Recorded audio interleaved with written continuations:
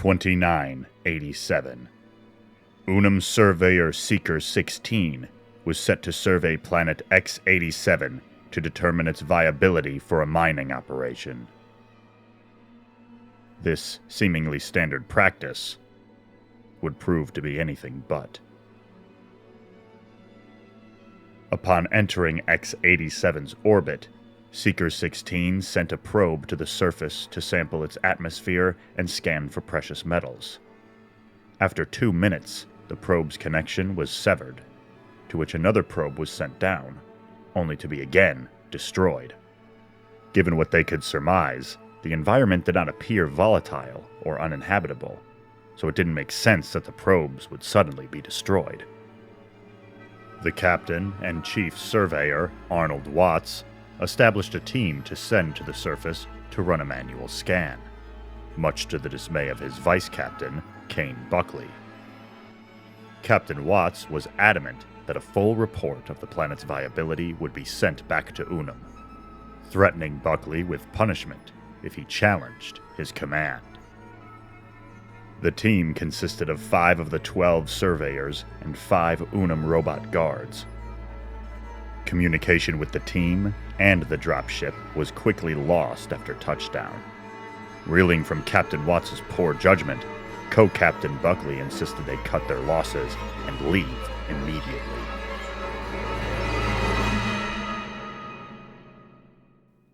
The report stated X-87 as unsuitable for operation.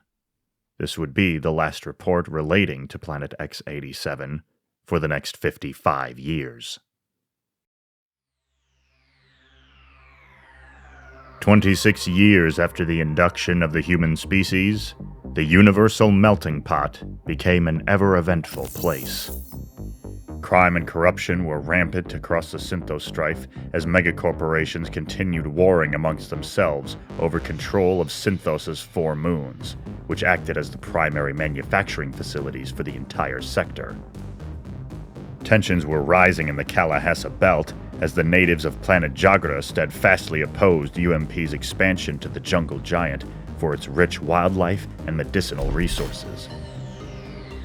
Meanwhile, the Planetary Council's intelligence agency, the Bureau of Universal Investigation, struggled to make sense of the odd spike in mysterious deaths across numerous startup settlements in the Kalahassa Belt. The oldest of these conflicts took place on the planet Telvar, where the reptilian land dwellers, the Telvaka, radicalized into terrorist groups in reaction to the indifference the Telvari councilmen exhibited toward their ever-shrinking territory on the archipelagos. Due to Telvari energy systems warming the oceans and melting the glacial poles, many Telvaka tribes were forced to abandon their islands and live on giant, floating rafts. Little did anyone know these conflicts would pale compared to the nightmare looming within their borders.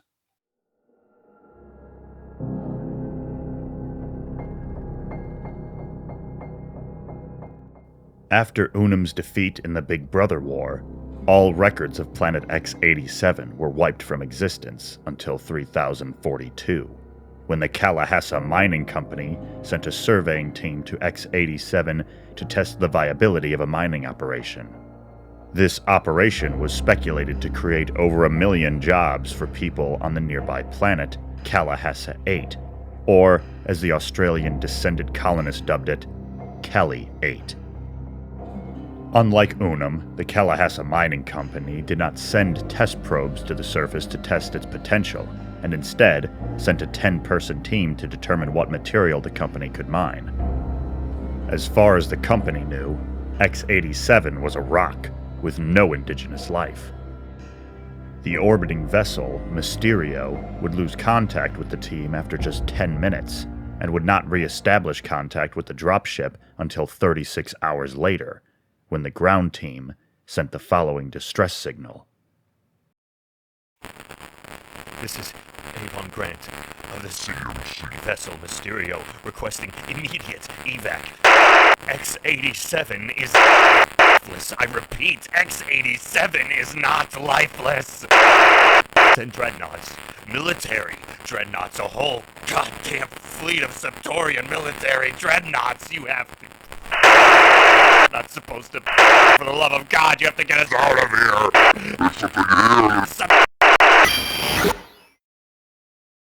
The Septorian military scoffed at the request of redirecting a whole fleet of dreadnoughts for what amounted to a missing people case. Still, given the influence of the Kalahassa Mining Company, they decided it best to delegate the matter to the BUI, who sent a patrol of squad ships to the planet to investigate, completely unaware of what awaited them beneath the clouds.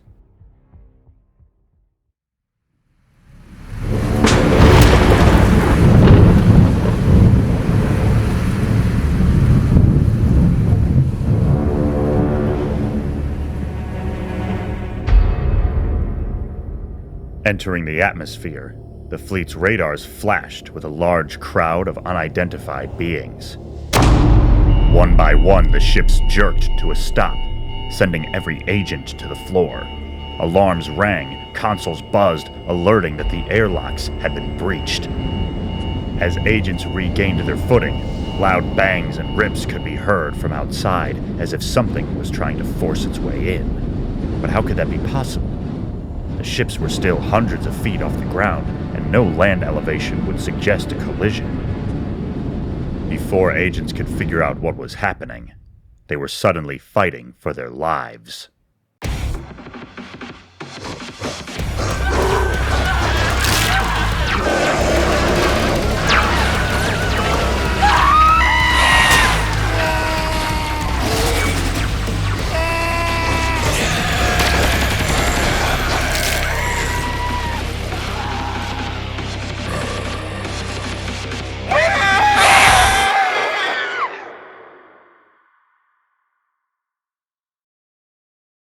Using harpoon cannons, the aliens tethered the ships to the ground, allowing them to climb the chains to reach the doors.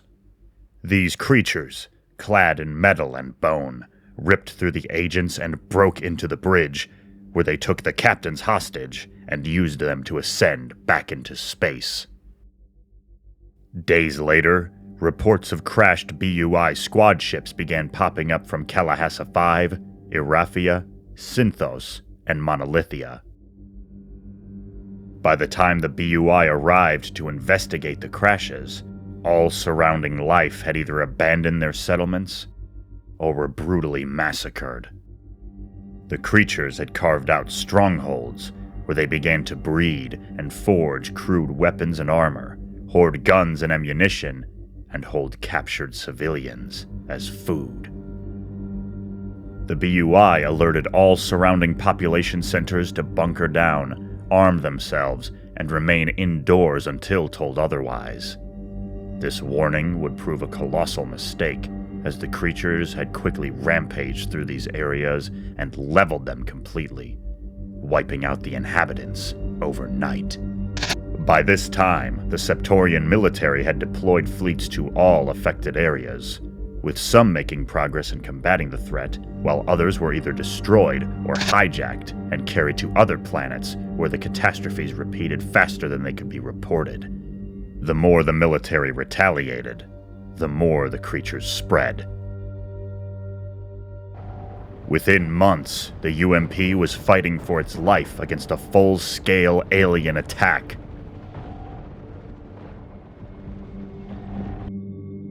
This sudden invasion of barbaric alien beasts would become known as the Oramos invasion.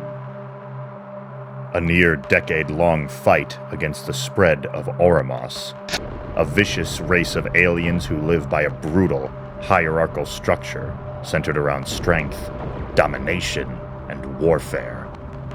One anthropologist studying the Oramos described them as, quote, actively engaging in deliberate natural selection among themselves.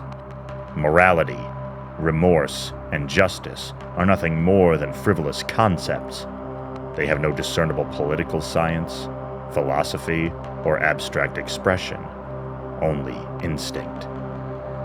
Even in our absence, they'd continue their bloodshed just the same. The Septorian military called for all settlers and mining operations to be evacuated into orbit on colonizer ships while they combated the Oramos from the air. This strategy would later become ineffective, as the Oramos adapted and engineered weaponry to blast attackers out of the sky, not unlike the harpoon cannons they used to enter the BUI ships. This adaptability in battle proved more difficult to combat, as the Septorian military had to resort to more destructive means to eliminate the Oramos.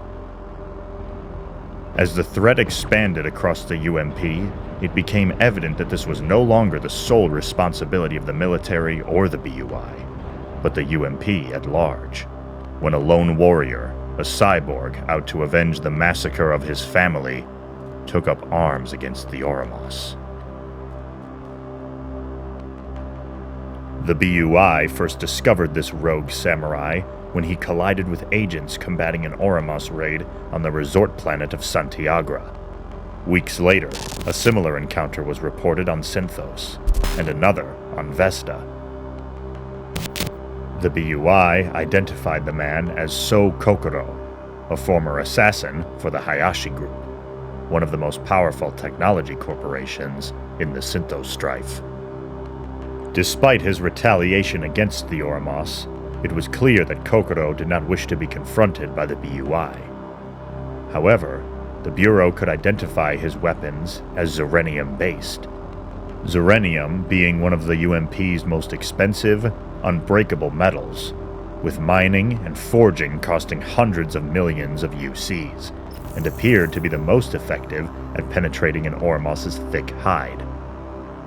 Knowing that Kokoro was once associated with the Hayashi Group, it was speculated that he obtained these weapons while working for them. As much as the BUI disliked the idea of some ex-corporate lapdog running loose in the U.M.P. with such high-grade weaponry, they knew his skill and experience could be useful in the fight against the Oramos, and captured him to bring before the Planetary Council. In his testimony, he claimed that the main advantage for the average Oramos was their tough hide and strength in numbers. The ones holding higher status among their ranks were different. They were smarter, stronger, faster, and hungrier. He continued, "Did you ever think to ask how such dim-witted beasts orchestrated an escape off their puny rock of a planet? Countless millennia of self-inflicted natural selection have led to the birth of an Oramos smart enough, strategic enough, and powerful enough to rally their entire species against us. That is what I hunt." With the Oramos threat growing by the day, the Planetary Council was open to anything that would aid in the fight against these barbaric monsters. Kokoro's advice? The more like him, the better. Whatever the government wants to do, Kokoro knows his mission. Track down this Oramos king and put him down. With any luck, the entire invasion should follow. The council took Kokoro's advice and sought to subsidize the Longsheng Dynasty and Kumbasa Weapons Corporation, two of the most prominent weapons manufacturers in the U.M.P., to produce Zerenium-based weaponry and ammunition to tip the scale in the U.M.P's favor. Unfortunately, Longsheng and Kumbasa had been locked in a bloody feud for control over the 4 moons of Synthos, a conflict that included other similar megacorporations. Despite the threat the Oramos posed to these corporations, their feud could not be shaken, and they refused to work together in any way as they continued focusing their resources on fighting each other. This heinous display of pride would eventually spell the doom of both entities when the Oramos invaded their respective moons, Kago and York, forcing the government to deploy the Rifle of Khan, the same weapon that destroyed Planet Unum and ended the Big Brother War, in order to prevent the Oramos from gaining a stronger foothold in the Synthos strife. This event also prompted the remaining megacorporations to invest in bolstering their security details. Still, they had no intention of working together in any way, especially now that Synthos only had 2 remaining moons to fight over.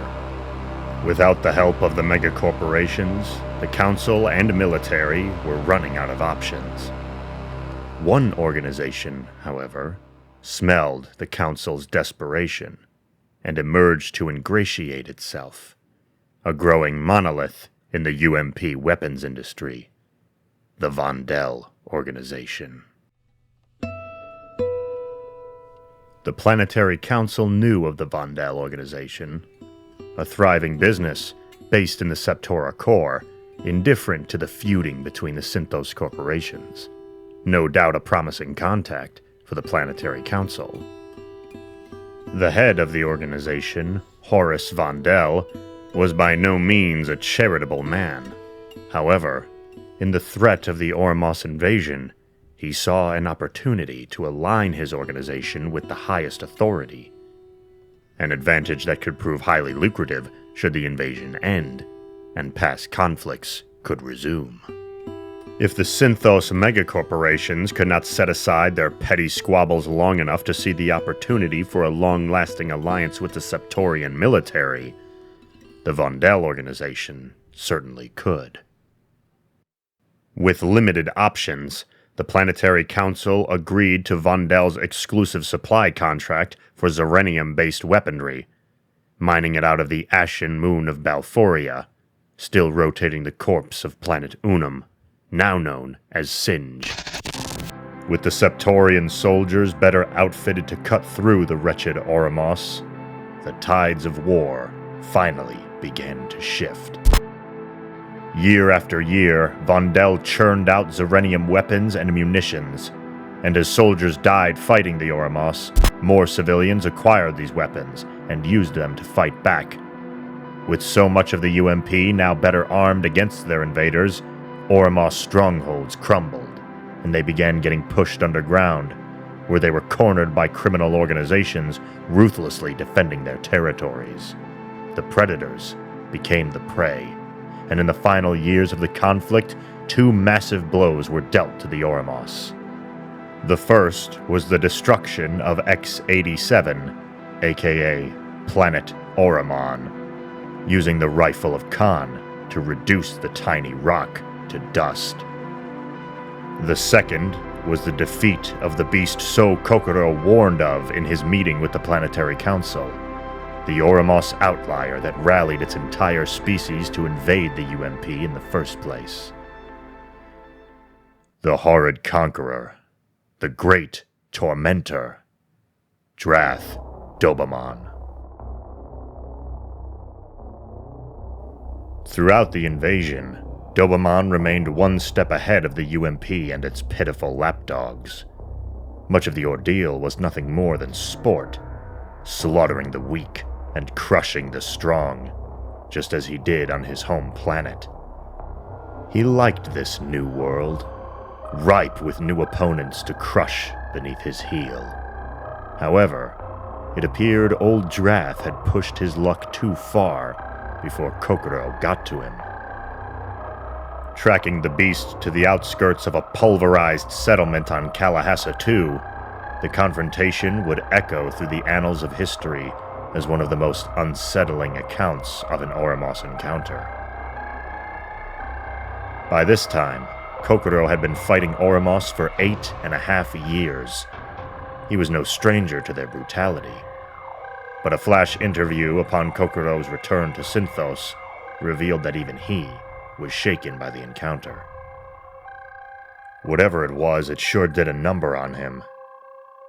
But when he faced me, it was as if his injuries had vanished. I had never tried so hard to kill something in my life.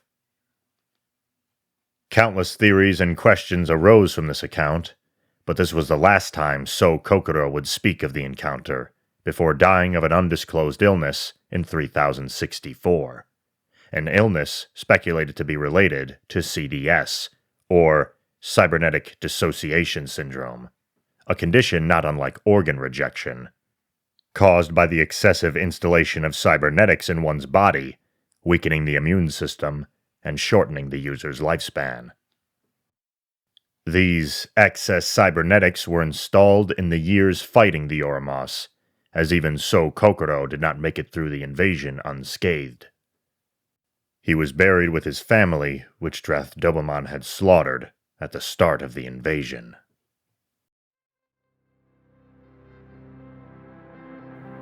The year is 3072.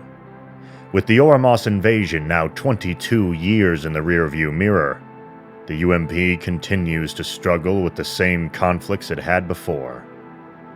The remaining megacorporations are still warring over Troit and Angeles, the two remaining moons of Synthos. Telvaka terrorist groups have expanded through the U.M.P., and the Septorian military is now boots on the ground in a full-scale war with Jagurian rebels.